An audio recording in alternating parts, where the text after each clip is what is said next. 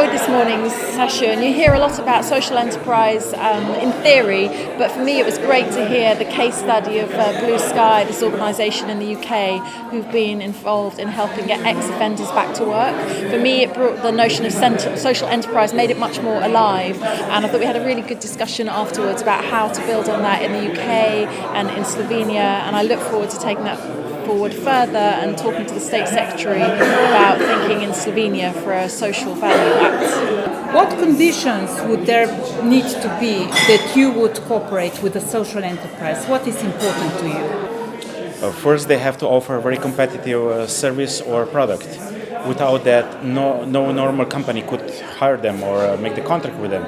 On the other side, a lot of companies, also including ours, we have a social responsibility in our values. That means it would give them the then beneficial position if, of course, would have some, let us say, values incorporated in a social company, or that they invest the money then they earn for some good cause and so on. This would then be additional benefit. But first, and the most important, very competitive service or product.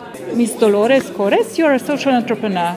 So, in your opinion, what are the main obstacles when the social entrepreneur goes to commercial investor or the corporate sector and tries to persuade them to invest into their activities? Is this, lack of skills, level of standard, lack of ideas? Could you explain a bit? Okay, thank you for the question. I think that there is a lot of good ideas, but unfortunately sometimes people who have these good ideas in social entrepreneurship don't understand exactly the business world, the whole value chain and how the processes are going.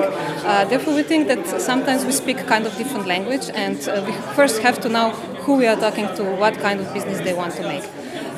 Then there is a second problem, probably, that there is a lack of resources, not necessarily only financial resources, but also sometimes lack of human resources and not enough knowledge, not enough business knowledge.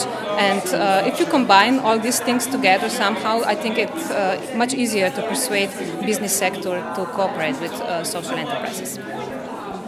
Well, it's a delight to be here in Slovenia and to meet so many social entrepreneurs and to pick up on the fact that they seem to have grasped that the best way for social enterprise to grow is to work closely with local companies, offering them something which both is commercially based but helps locally disadvantaged people. Could you give us your opinion what's achievable in Slovenia in terms of creating supportive environment for social enterprise in the next 5 years? Yes, we are actually preparing a strategy of development of the sector of social economy till 2025, and the goal is to reach the percentage of workers in the sector.